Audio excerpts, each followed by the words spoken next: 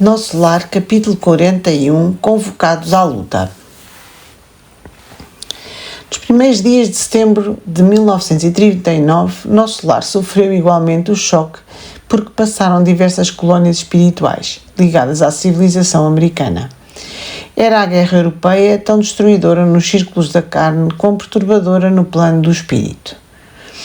Entidades numerosas comentavam os empreendimentos bélicos em perspectiva, sem disfarçarem o imenso terror de que se possuíam.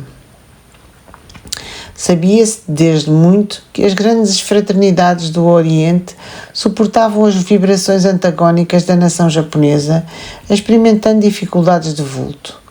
Anotavam-se, porém, agora, factos curiosos de alto padrão educativo.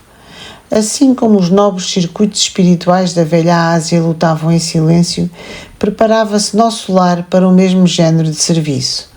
Além de valiosas recomendações no campo da fraternidade e da simpatia, determinou o governador que tivéssemos cuidado na esfera do pensamento, preservando-nos de qualquer inclinação menos digna de ordem sentimental. Reconheci que os espíritos superiores, nessas circunstâncias, passam a considerar as nações agressoras não como inimigas, mas como desordeiras e cuja atividade criminosa é imprescindível reprimir. Infelizes dos povos que se embriaguem com o vinho do mal, disse-me Salústio. Ainda que consigam vitórias temporárias, elas servirão somente para lhes agravar a ruína, acentuando-lhes as derrotas fatais.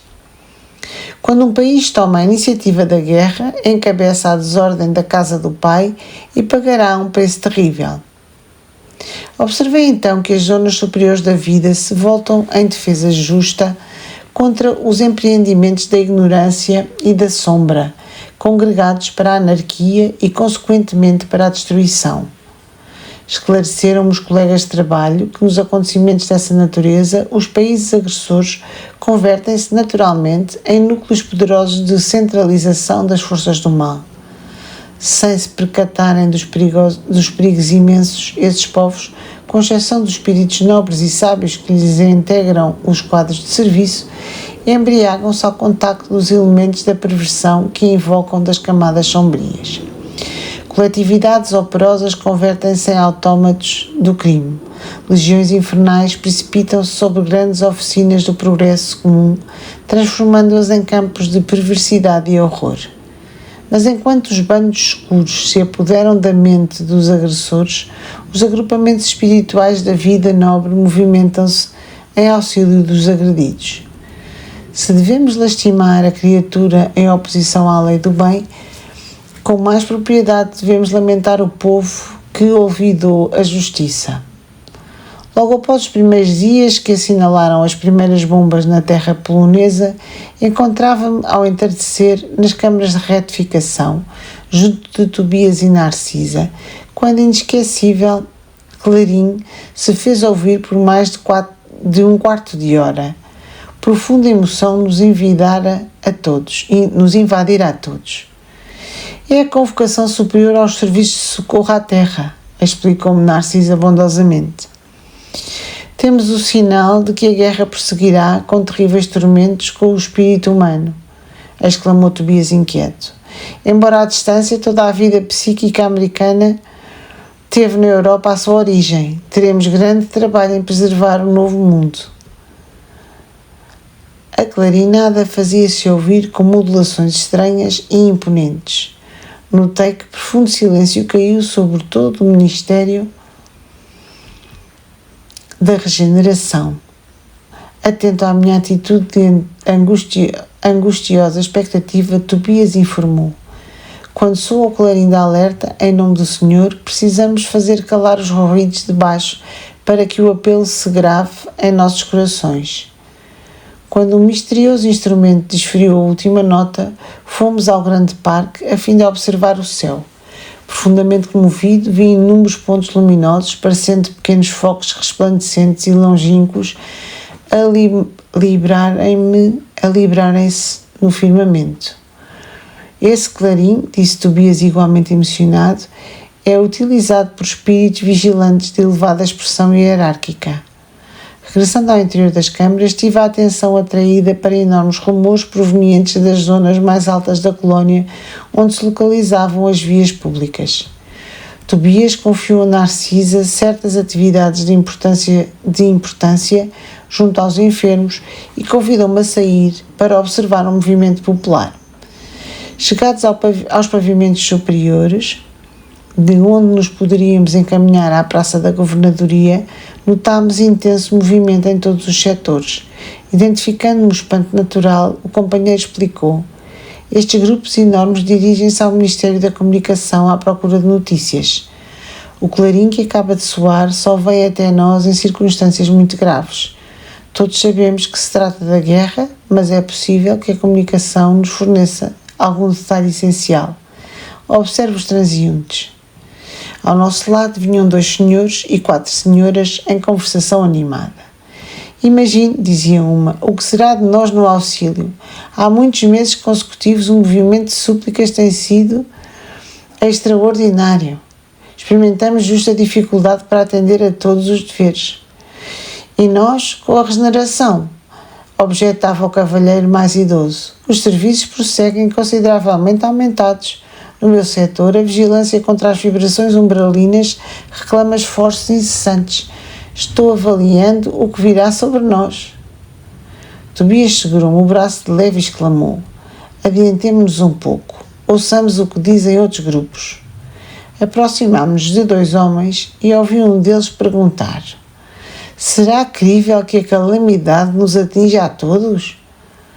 O interpelado, que parecia portador de grande equilíbrio espiritual, replicou sereno: de qualquer modo, não vejo motivo para precipitações. A única novidade é o acréscimo de serviço que, ao fundo, constituirá uma bênção. Quanto ao mais, tudo é natural, a meu ver. A doença é mestra da saúde, o desastre da ponderação. A China está sob a metralha há muito tempo e não mostrou você ainda qualquer demonstração de assombro. Mas agora, objetou o companheiro desapontado, parece que serei compelido a modificar o meu programa de trabalho. O outro sorriu e ponderou: Helvécio, esqueçamos o meu programa para pensar em nossos programas. Atendendo ao novo gesto de Tobias, que me reclamava a atenção, observei 3 senhoras que iam na mesma direção à nossa esquerda, verificando que o pitoresco não faltava igualmente ali, naquele crepúsculo de inquietação. A questão impressiona-me sobremaneira, dizia a mais moça, porque Everardo não deve regressar do mundo agora. Mas a guerra, disse uma das companheiras, ao que parece, não alcançará a península. Portugal está muito longe do teatro dos acontecimentos. Entretanto, indagou outra componente do trio, por que semelhante preocupação? Se Everardo viesse, que aconteceria? Receio, esclareceu a mais jovem, que ele me procure na qualidade de esposa. Não o poderia suportar. É muito ignorante e de modo algum me submeteria a novas crueldades. Tola que és, comentou a companheira. Olvidaste que Everaldo será barrado pelo umbral ou coisa pior?